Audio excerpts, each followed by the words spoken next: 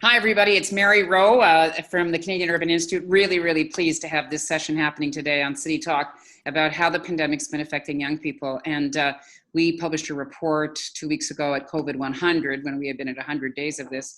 And one of the things that we saw was that the pandemic doesn't affect everybody equally. It affects people depending on their age and their income and the neighborhoods that they're in and the circumstance in which they live, and that this is one of the huge challenges, and we hope one of the important learnings as we continue to live with this situation is how do we actually have responses that actually address people's specific needs in their particular neighborhoods and their particular stages of life.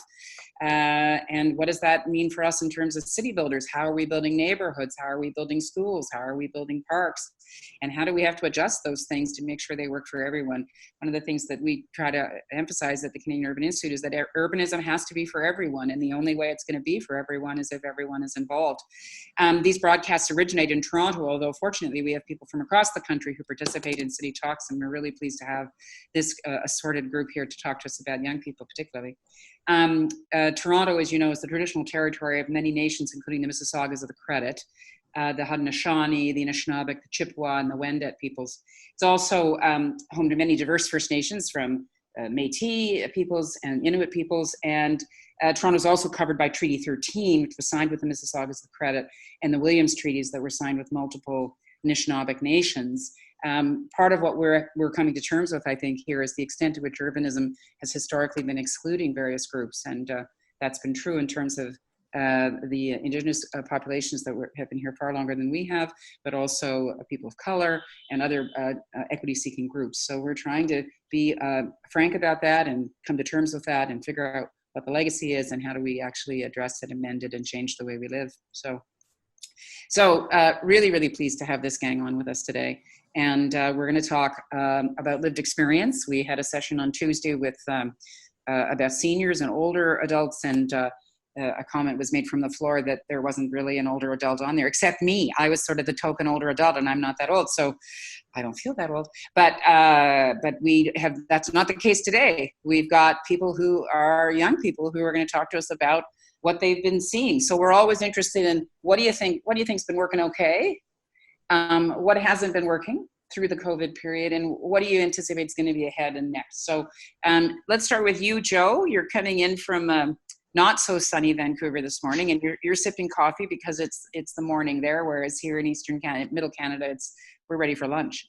Joe, tell me what it's been like. What have you been doing? Tell us a little bit about yourself. Where are you at in school and all that kind of thing? Yeah. Okay. Hi, my name is Joe. I'm 16. I just graduated high school.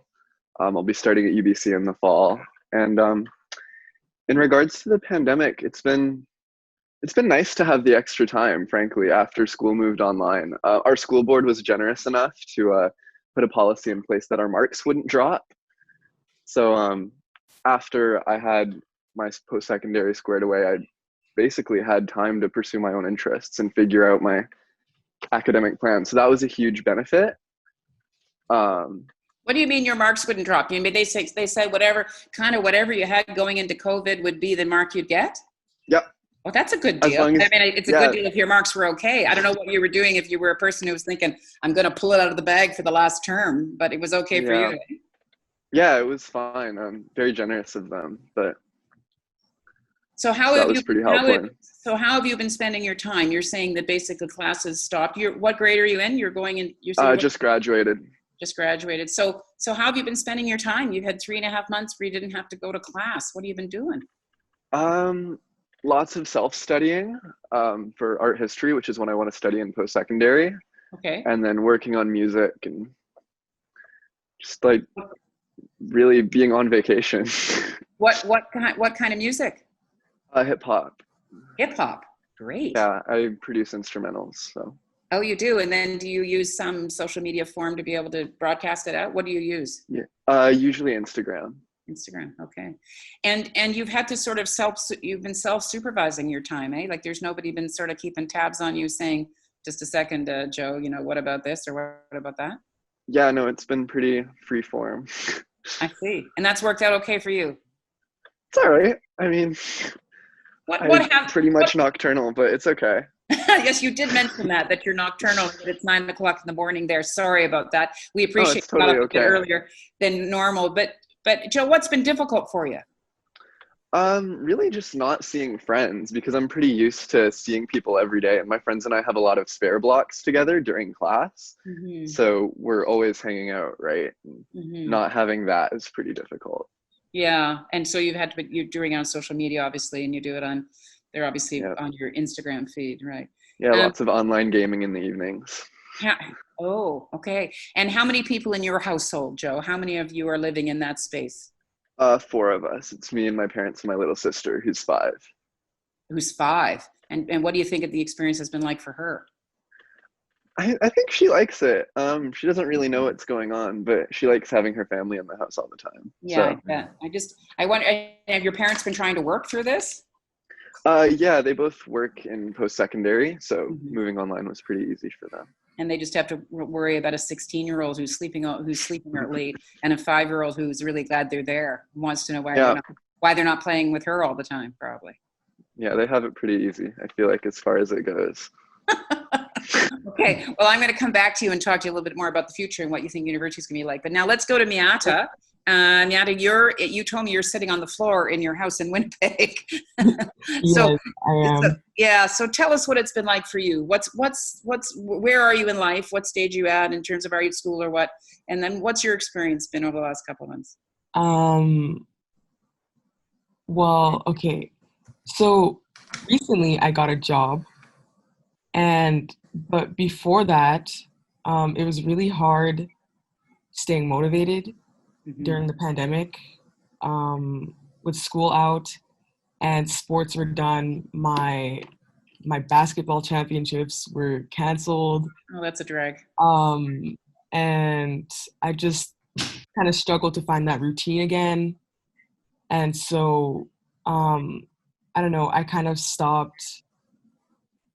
Like Joe said, my school also had the rule where whatever marks you were at before the pandemic, that's the marks. Your marks can't drop any lower than that. So you can only go higher. Oh. If you choose to turn in an assignment and it's not really higher, it won't really affect your notes if it would drop it. So I didn't really worry about school in that sense, which it wasn't an issue, but I wasn't really motivated at the same time because I was like, okay, well, it's not that my notes aren't going to drop, but it's that I don't really need to, I don't know, kind of felt like it wasn't as important because everyone's always looking at notes. And so I also, you could say I was kind of nocturnal as well. Lots of Netflix. Yeah. A lot of Netflix. Yeah. And so I was just trying to find some routine, and now that's a lot better, especially with a job and just. So before we talk about your job, so what grade are you in? Oh, going into 11. So I was going into 11. So you were in at 11, and sports was a big part of your life, eh? So that's the other thing. It's not just that the education part is gone, but all those extracurriculars are gone. And I'm like you, when I was a kid, boy, sports was it for me. What basketball championship were you supposed to be playing? My school team, provincials got canceled that day, but also I played for a club team outside of school. Mm-hmm. And I was at track and field when I found out. I also play track. When I found out that the basketball was canceled, and I was like, is this a joke? Like, I didn't know it was, I don't know, it was kind of like very sudden. We knew it was coming kind of, but not that fast. Yeah. Because the same day, I'm pretty sure people arrived at the scene and they were like, oh, it's canceled. And then outside of club was canceled. And then soon the facilities shut down. Yeah. And it was just, you're home. We don't know how long this is going to happen. Yeah. And we'll try to figure it out. So you were doing track and field in Winnipeg in March? Indoor season, yeah. Just saying, there was snow, wasn't there? Yeah, but we have an indoor facility. Okay. So. I was trying to imagine you going around the track with the snow, getting that snow off the track. Doesn't the snow last in Winnipeg until, I don't know, June or so? Maybe not. Like April-ish. We start getting back April. I'm just teasing. I'm just teasing. I'm teasing. We always want to tease Winnipeggers about big mosquitoes and a lot of snow. So you lost your extracurricular, and you were doing track and field and basketball at the same time, and then your classes are gone. And as you say, like it's hard to organize. Particularly, it sounds to me like you're a pretty disciplined person. You go to class, then you go to practices, and all of a sudden that routine is gone. Yeah, that was how did you figure out what your priorities should be? I didn't at first. I kind of was just like, okay, I'm just gonna use this time. I was actually just coming off of an ankle injury. Mm-hmm. So I was like, I was really looking forward to this season, like transitioning into the season, just getting back.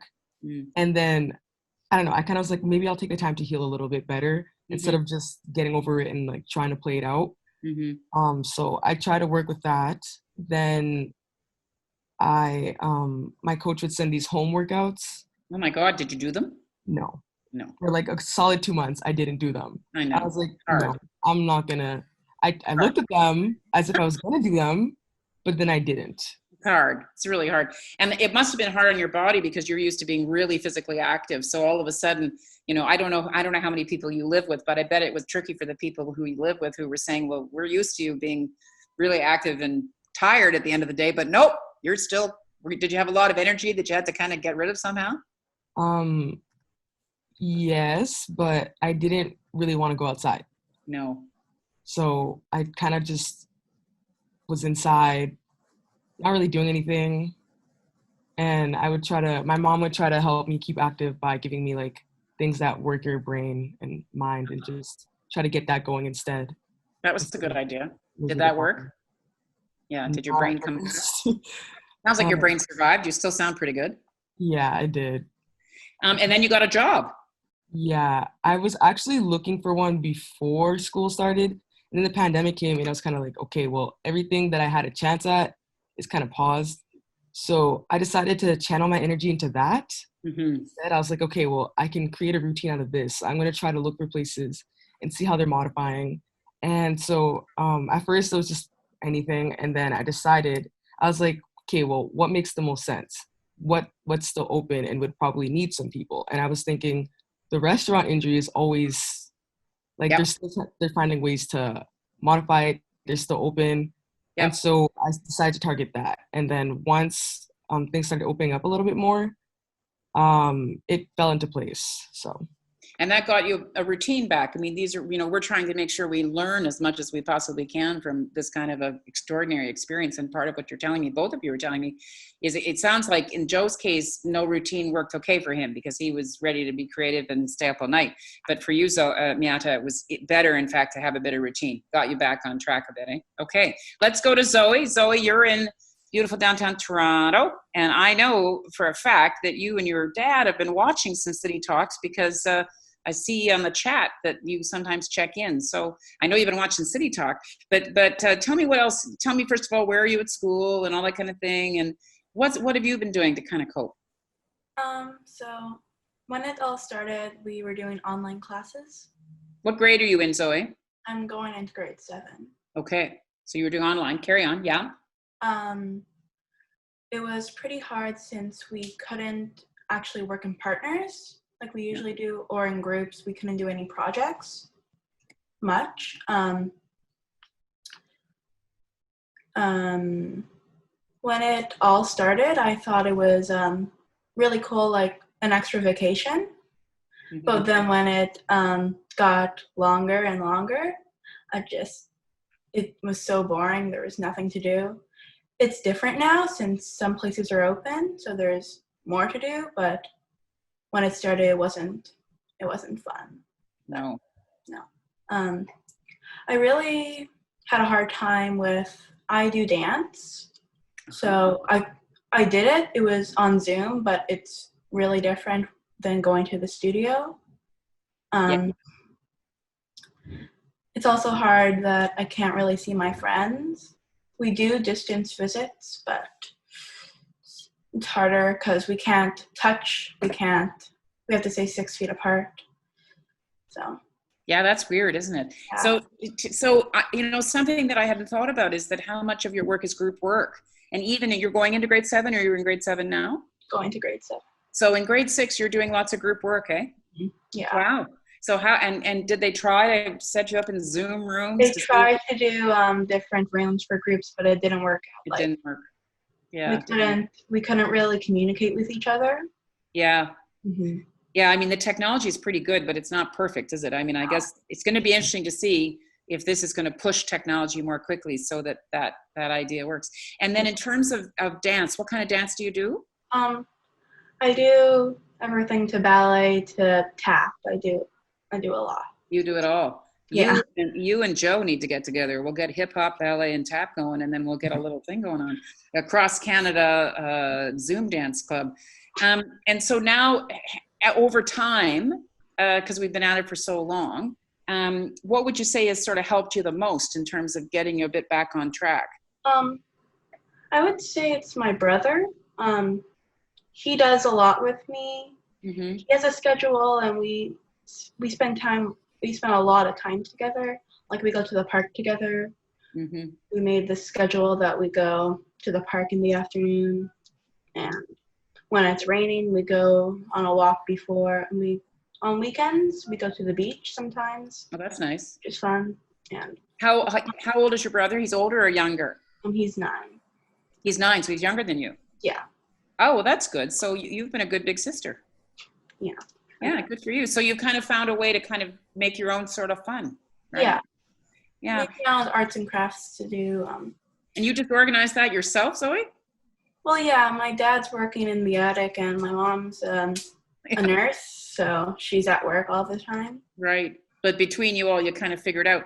Did you guys notice, we're getting some questions in the chat here, to all three of you, did you notice, when the schools were still giving you work to do, did they actually reassign work? Did you find the teachers were able to be responsive and flexible? Or it sounds like in all three cases, you kind of went your own way. But did you notice that the teachers were trying to do different things? Who wants to answer that one? Joe? Yeah, I can talk about that. Yeah, for sure. I had some teachers, well, like a lot of my classes, the in-person component is really important. So, like, for example, I take a bunch of theater classes and a bunch of literature classes that are a lot of in-person work and discussion. And like you were saying earlier, the technology isn't really there yet. And the access to technology was so varied that we couldn't really have that element. And so I would say a couple of my classes really just kind of dropped off my schedule because the teachers weren't really assigning anything because there wasn't like any reasonable work for everyone. I wonder if there are subject areas that are better, you know? So if we go into times like this again, will we say, you know what, we can do math? I don't know. Like, I know we can't do science because you can't do a lab, but does anybody, of the three of you, did any of you have an experience where there was a certain kind of schoolwork that you could do? And did you notice anything, Miatta, anything you could do? Specifically, my English class wasn't, like, the only thing that was really effective is that we were reading a play and a book, and she just had us take copies of the book home. Our class is fairly small so that we could do that. And then the play, we read it online together via Zoom. Otherwise, like, we just send in essays and like all that, and it wasn't really affected, really. It just, yeah. And what about equipment? Did you know, I know that there are lots of kids that don't necessarily have iPads or equipment like that. Did you guys have the equipment you need, or did the school get it to you? And also amongst your friends, did you notice, did everybody pretty much have what they needed, or did you have any friends who did not have wireless and did not have computers? And what happens in those situations? Zoe, did you notice that? Any of your friends that, did they all of my friends have the technology to do the schoolwork. Okay. Yeah. And was there a particular course that you thought you were able to do that worked okay? Yeah, I would say English as well. So it's interesting. Boy, maybe when this happens again, we're going to have to bone up on our English. We're going to say, okay, it's going to be all about English. That'll make people nervous. Okay. So let me just talk now to the two J's, the two older guys here that are on this call, because I want to hear from them. They've been looking at, you know, important situations, not just individuals, but what's going on in bigger areas. And so, Jordan, let's go to you if we can. Tell us a little bit about the program that you run, the I don't know what the acronym is, CED, and the Community Education Development Association. You're in Winnipeg, I know, with that beautiful picture behind you. And Jordan, tell us about you and what you've been doing, and then we'll go to Josh, who's going to talk to us about Maximum City. Go ahead, Jordan. Well, thank you, and good morning or good afternoon. I feel like that Truman Show line. Good morning, good evening, whatever people are in the country, right? It's kind of like that. Yeah. So this behind me, and I guess that's with Zoom too. You got the virtual backgrounds. You can really be anywhere. Is our building that's kind of an interesting story unto itself of community development. So CEDA does stand for Community Education Development Association. It's been in Winnipeg here for 40 years. Funded by the United Way of Winnipeg. And we run the local site for the Pathways to Education program, which is a nationwide program that provides after-school tutoring supports for students, primarily as an understanding of walking with a student to graduation. There's lots of different barriers that all students face, and all those barriers become higher and more challenging and complex when you start to layer on other challenges like poverty, housing insecurity, food insecurity. And for the Winnipeg site, when it was originally put here, it was thought that working with Canada is probably the highest urban concentration of Indigenous young people. That this program would be best suited to grow and adapt and design itself around meeting a particular need that Indigenous students face. As we know, across the country, so much has been going on over the past decade or so, particularly around reconciliation.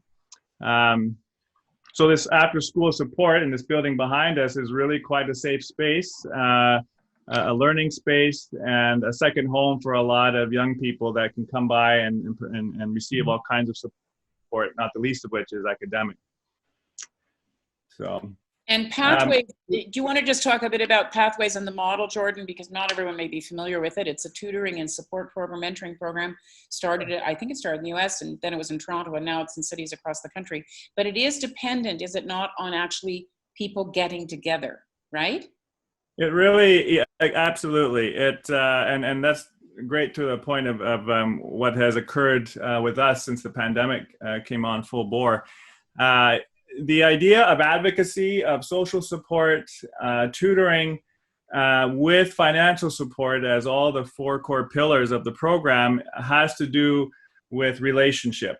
A lot of times students that access the program are there because schools, of course, can't do it all. And so sometimes there's things missing for a student on their journey. And then, as we know, there are other challenges that schools present, trying to manage maybe 600 to 1,000 students at a time. And so folks can't find a really healthy social space to also grow that emotional, that spiritual, that mental side that a textbook might not provide. So when they come to our site and have a hot meal at 5:30 every day, when they see the same tutor that's pretty close to their age, just in university, a lot of them that would have come right out of the program themselves as alumni, that kind of familiarity continues to reinforce that this journey is for everybody. They have a right to education. They have all the rights to access, and it just takes some extra supports to, again, remove some of those barriers that systemically can get in place that keep people where they are, even though their dreams and ideas should give them access to whatever they want to do. It's interesting, this notion of rights, we've been talking about all this, that COVID's been like a particle accelerator. People, city talkers will be tired of me referring to it this way, but the idea that there were pre-existing conditions that challenged us before COVID, and then COVID came in, and now everything that was troubling and not quite right is now even worse. And one of the things that we're identifying, I think, is that people have, that you have an entitlement. You have an entitlement to a home, for instance. And so next week, all of our city talks are going to be about the right to home. And you're talking about something very profound, the right to education. And I think people could say you have a right to public safety, and that COVID has put all those things into question. Okay, Josh, let's talk to you, if we can, about Maximum City. Can you talk to us about the work of Maximum City generally? I know you're in Toronto today, but also particularly about the piece of work that you undertook most recently, and that's just been released. So hi, nice to see you, and let us know. Mary. Fill us in. Sure. Yeah, hi, Mary. Hi, everyone. And it's great to be part of this conversation with teens as participants rather than a conversation on behalf of kids and teens, which a lot of those conversations are happening. So kudos to CUI for co-presenting with us on this. I work for Maximum City, which is an engagement and education company based in Toronto, and we are in the social cohesion business. So everything we do tries to build some connective tissue between people and places, people and people across differences. And in the month of May, we conducted a national study of Canadian kids and teens to sort of capture the impact of COVID closures and mobility restrictions on their daily lives. And it was really a 360-degree view of behaviors, experiences, opinions, well-being outcomes, so that we could sort of capture what was happening and then present it to decision makers and have it inform a strong recovery. And all of the things that our young panelists are saying are sort of affirming what we heard from the study. I would say the impacts of COVID are varied. Some of them are positive, some of them are negative, and they're different across regions. They're different in big cities, they're different in small cities. But the data sort of organizes itself into three groups. One group is doing fine. They're bored, like Zoe said, maybe they're missing friends, but they're doing okay. One group is actually thriving. So these are kids who are self-motivated, who have found passion projects, who are enjoying quality family time, like Joe talked about, and maybe are feeling less stressed at school. But there's another group that's struggling, and that's the group I think we really need to be concerned about, and they are showing less physical activity, less time outside, more time with technology, less social connection, and less engaging school. So when you see that confluence of 5 factors, it rings, some pretty serious alarm bells, and I think we need to be careful about how we prepare a reopening and a recovery for those folks.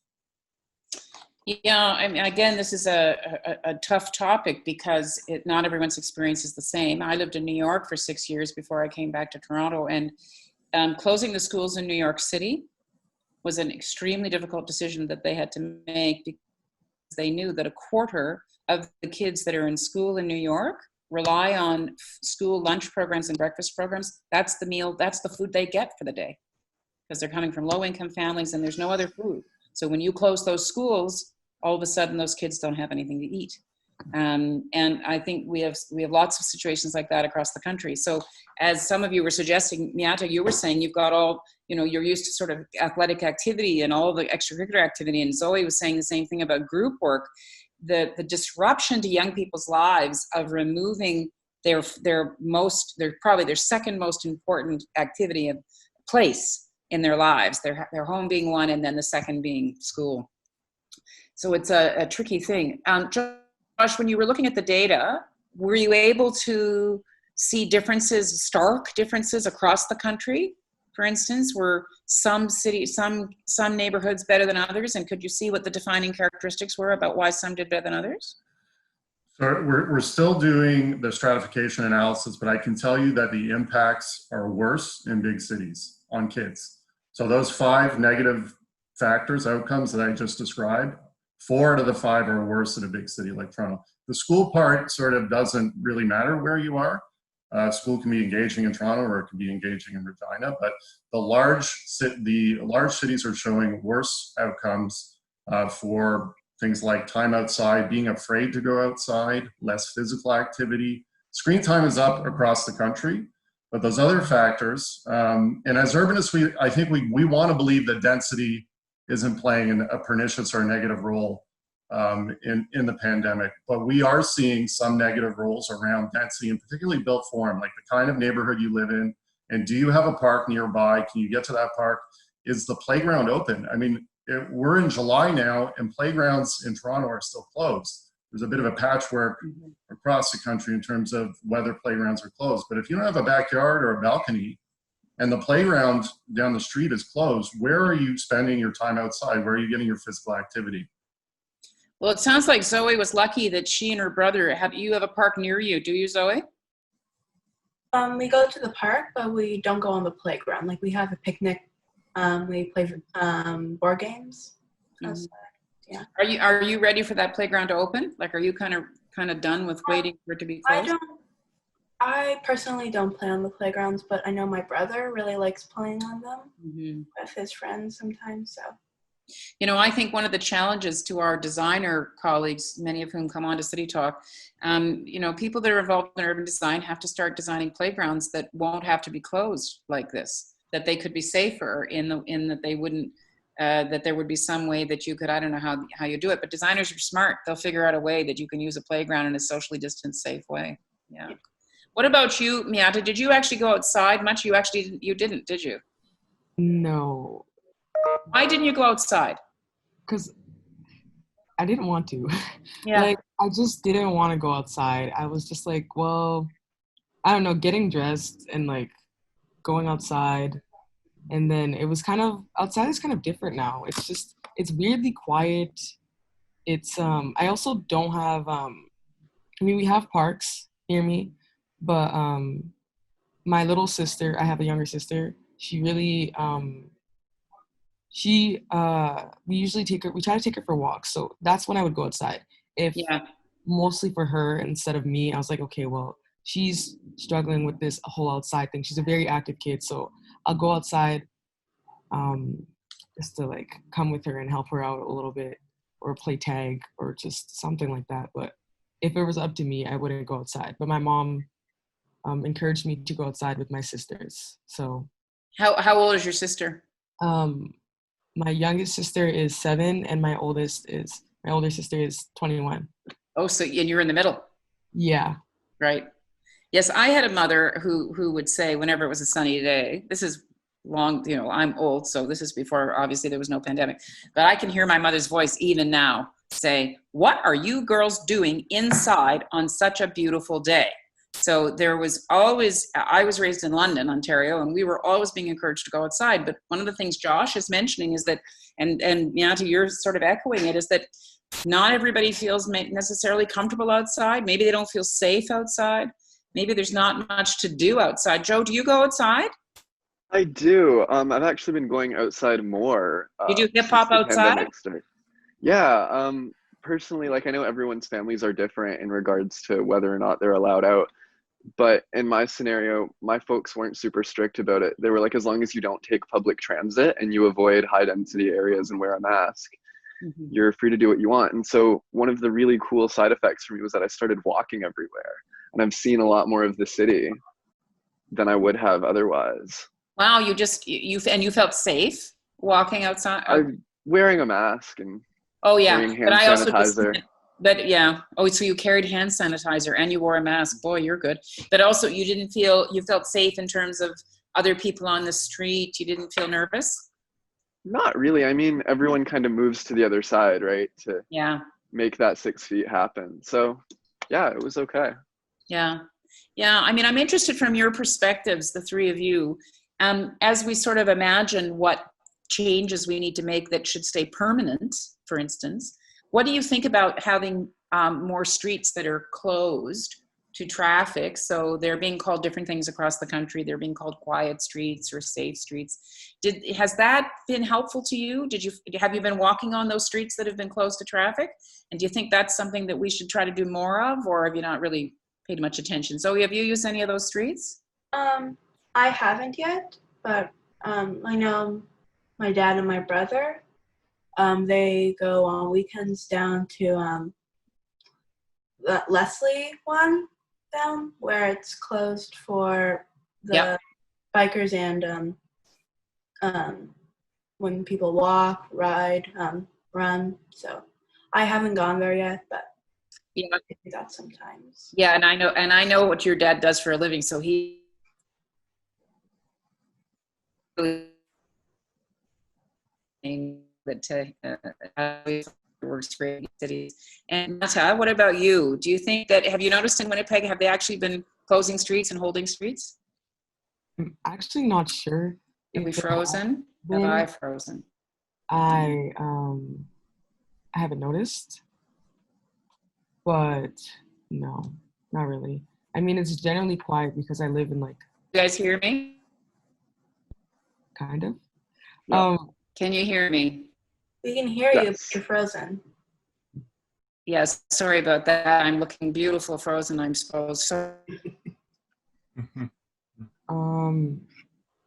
Yeah, I don't know, it's kind of quieter where I am. Well, not right now, there's construction, but because it's in the middle of the city and usually it's pretty busy all the time. So now it's a little less busy, I'd say.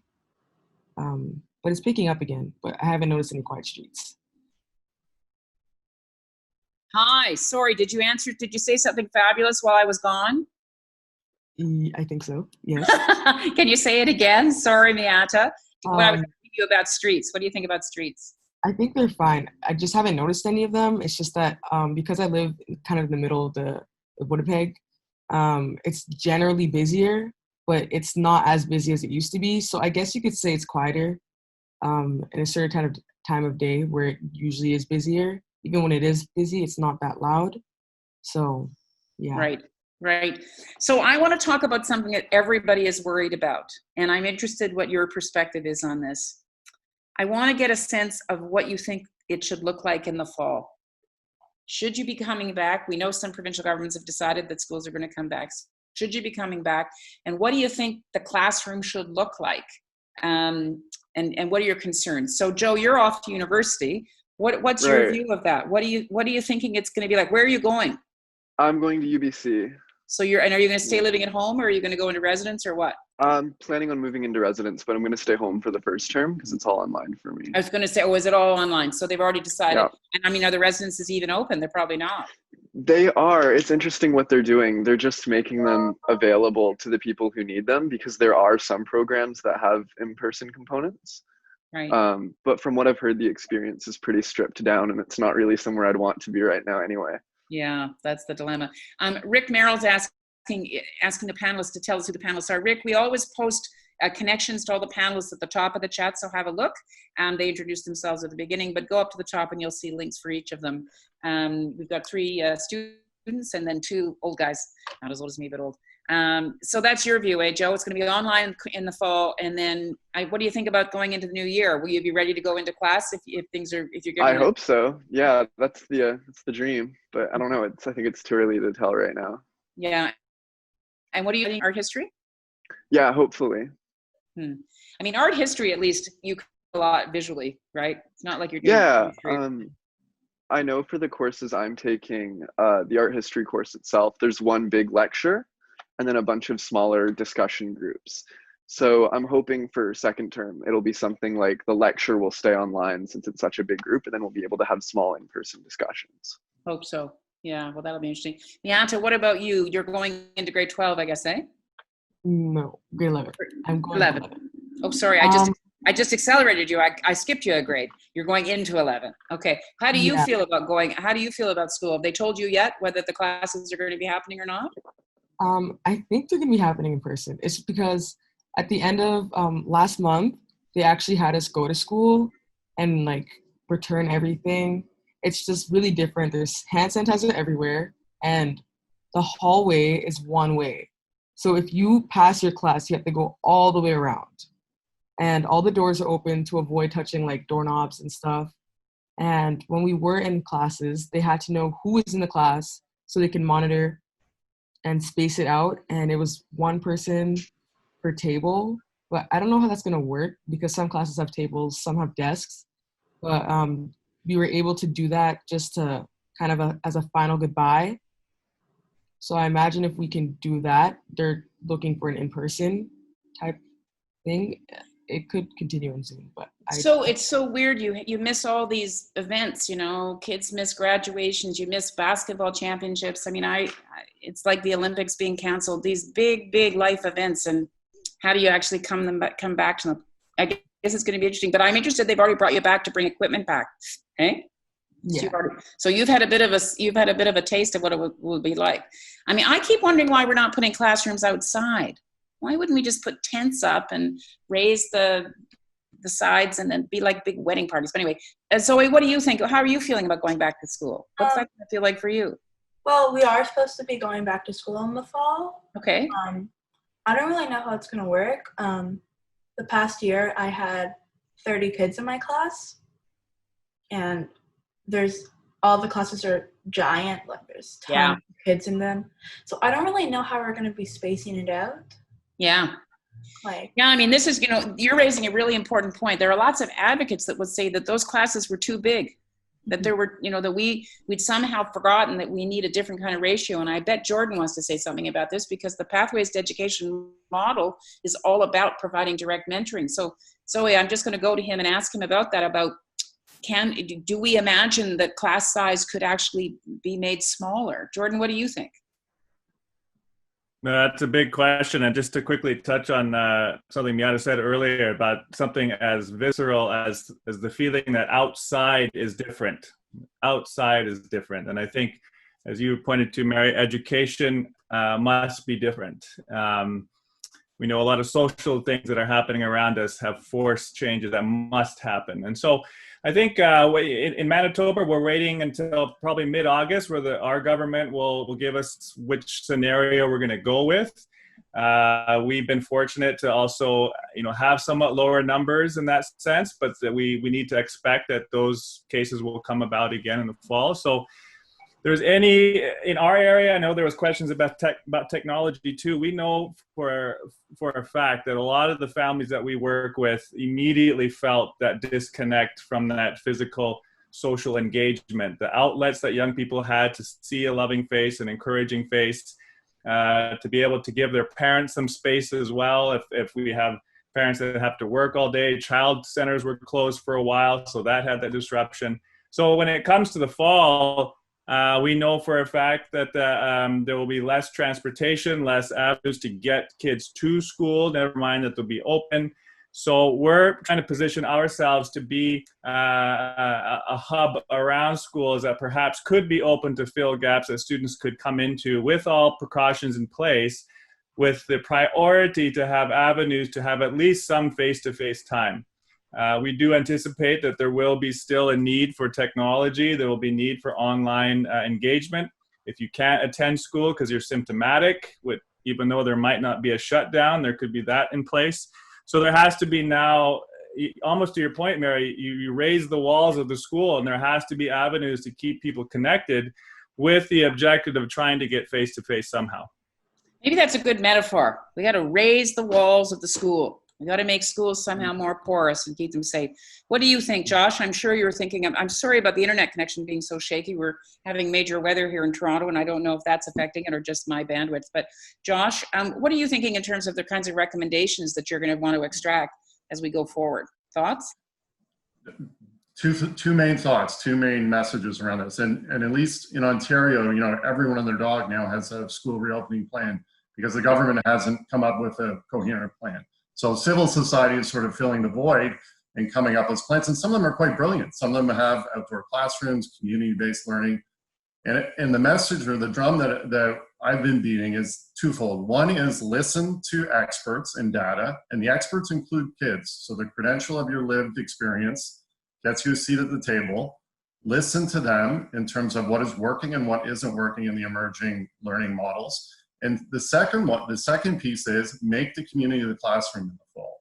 And I don't mean that in just a figurative way, I mean in a literal way. Go out into the community, discover authentic inquiry-based projects that you can do. If you are a community group, call a school and offer something to them, offer to help them. Because I think that is the way forward to make school more meaningful for kids and also safer in the fall. And one last thought, Mary, we can't just leave this up to schools. This is a societal responsibility that we all have to pull on the same oar. Everyone has to pitch in. Parents are at their wits' end. They can't do any more. And if we don't invest in preventative strategies, we're going to pay the consequences later. Well, I was just going to say, you heard it here first. I mean, I think, as you say, is this one of the things that we have to come out of COVID committed to? Is that everyone has to see a school and the education that's provided in it as our joint responsibility, that it's not just up to the school board or the teachers. I've been thinking about it just in terms of space, that, when communities need resources during a pandemic, if there had been a way to keep schools open in a safe way, Patricia Lewis, I think, or someone else on the chat box has been saying, couldn't schools be organized for food distribution like libraries were, or resource, or if you're a family without access to supports, that technical supports, and you need an iPad or whatever, couldn't the schools have been somehow made more safe so that you could have gone in there, or just had some interaction, even if it was socially distanced with another human being? It's kind of schools as community hubs. I know lots of people have been saying it for years, but is this now our chance to do it? And I'm interested how, okay, well then I'm interested what, as we've only got a few more minutes left, I want to ask Joe and Miatta and Zoe their thoughts about, if you really have a dream of what you want school to be like when you come back from, when we come through this extraordinary period, what would you really love your school? Do you want to go back? What do you think, Zoe? What do you go back? Have I frozen again? Yes.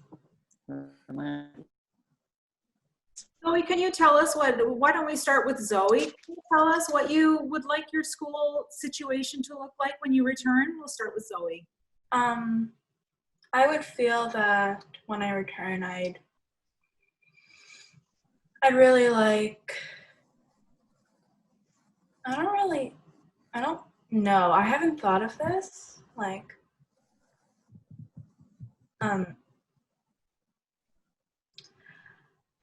I have not thought of this. I don't know. Just as well, Zoe, because I went frozen, so it was probably the wrong question to ask you. That was God saying, that's a dumb question, Mary, don't ask that one. Let me try something else. Have you thought about if classes were to get smaller, right? Because you were already telling me that 30 was too many. If classes were to get smaller, does the class have to happen in the school? It doesn't. It could be. Where else could it happen? It could be in parks. They could have them in libraries. They could have them all around the city if they're spaced out. It could be anywhere. It doesn't have to be in the school. Isn't that an interesting idea? Yeah. That maybe we start to do these differently. Maybe we start to offer schooling and education differently. What about you, Miatta? What would that feel like in Winnipeg? If you really imagine a fabulous experience, what would you like to see? Obviously, you want to be in track and field and basketball. I get that. Yeah. Yeah. I find that when the classes are smaller, it's easier to focus. Not that there's a lot of people, but the teacher really focuses on, like, I find that teachers are now more understanding. So when I go back to school, hopefully that environment is continued and everyone is more understanding and trying to help out more. And just because the workload compared to before the pandemic, after, was definitely different. Yeah. So hopefully they kind of continue that. And just give stuff that are more reasonable for the situation. And yeah. I mean, you're right. I mean, it's like, you're probably hearing all these stories about, hospitals, surgeries, and there's a big long waiting list. Same with you. You guys are going to have to make your up, and you're going to need help.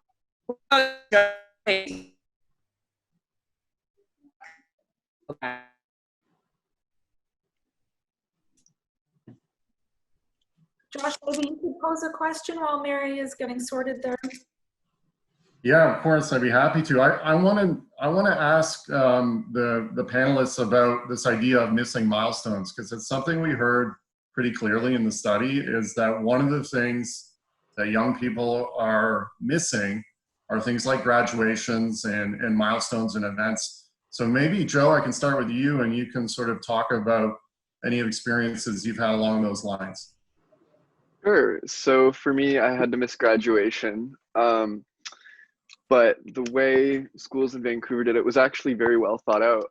We had a short in-person afternoon where all the students booked a time and came in over the course of a day to do a small walk through the hallway in our grad outfits and pick up a little bag with our diploma and everything. And then that evening, we had a virtual ceremony online, which was a YouTube video, but it showed all the grads. And like the write-ups and quotes. And that was actually really nice because it meant I got to experience the celebration with my family as opposed to being stuck in a suit on a stage for 3 hours. So. And how do you think that compared to an in-person grad?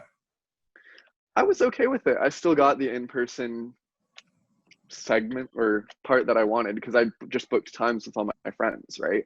Mm-hmm. So we still got to experience that together. Mm-hmm. Thanks, Josh. I've now relocated myself to see if the internet's any more stable here, but it means you've got a bit of background noise behind me. But I knew Josh would probably step in. So we've only got a few more minutes left, and I think we have to think about what are the really, really, really smart takeaways we need to think about. Because it's not, this is about across the country. It's about something fundamental called education that we just talked, Jordan mentioned this about the right to education. So if we start to imagine ourselves being the ones that are writing the policy, I've heard a bit of a direction here, and I'm going to ask Josh and Jordan to just help us summarize what you think the changes should be that we should stick. What do you think? So, Jordan, you want to go first? Sure. I can just say quickly that as we saw, and some of I think that the cruel irony of where we all of a sudden under these conditions acknowledge essential workers, and these people have been there all the time, right? Greeting us to provide our groceries, our nurses and others, teachers.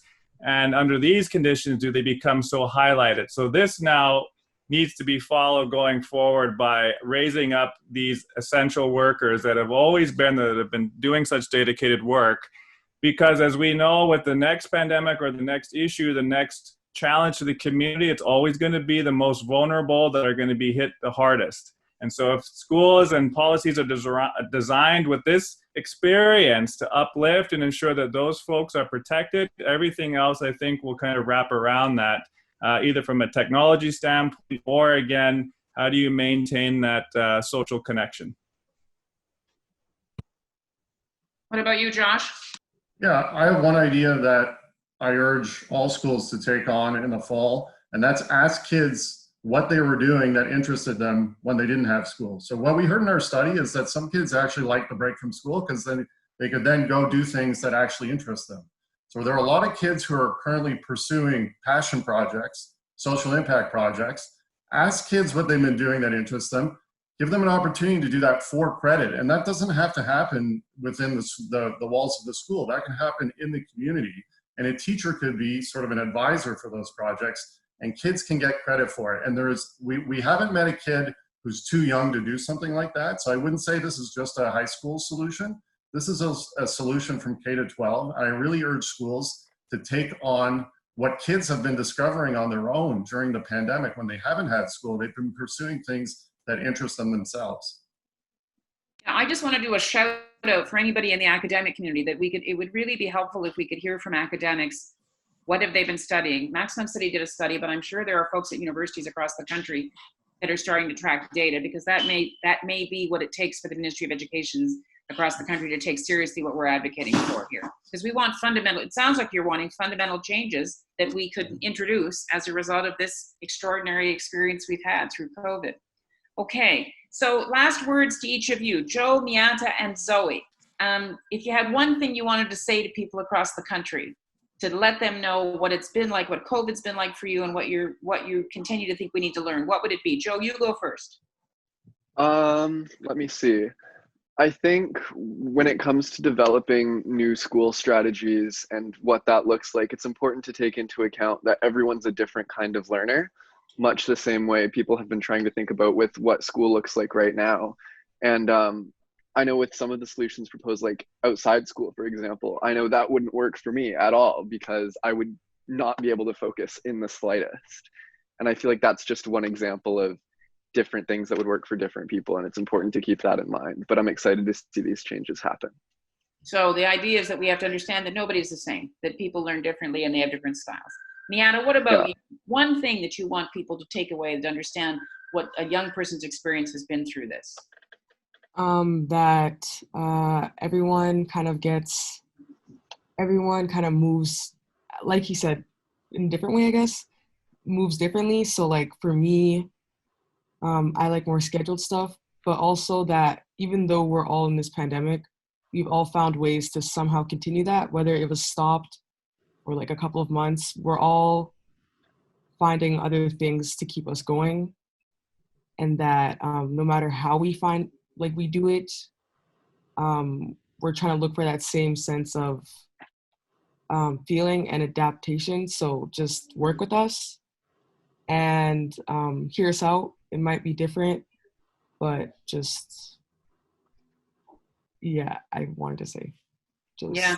I mean, the thing is, you know, you've had this, I mean, it's been very difficult and it continues to be difficult, but you've also had this remarkable learning experience for you. It's going to affect your lives forever.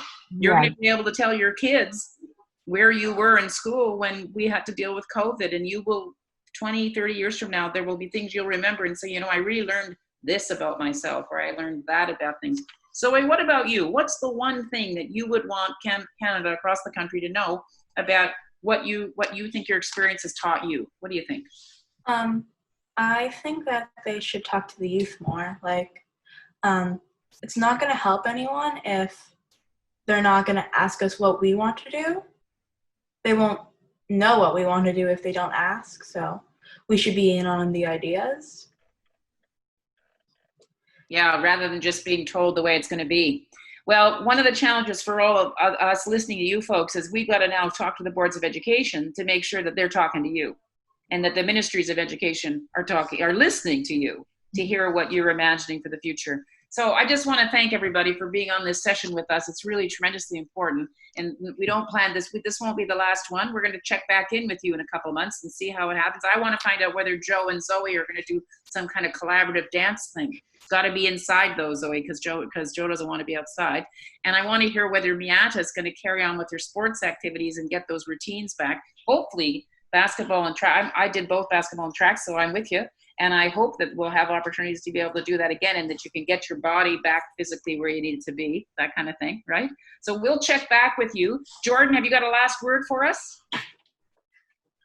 Just that in Canada, at least, we know we've heard this term of reconciliation, and as much as that has a point in history, certainly from an Indigenous standpoint, with the rest of Canada, I think a pandemic that slices through all manner into our very DNA, that it just shows that we have to be working together as one community, all of our institutions.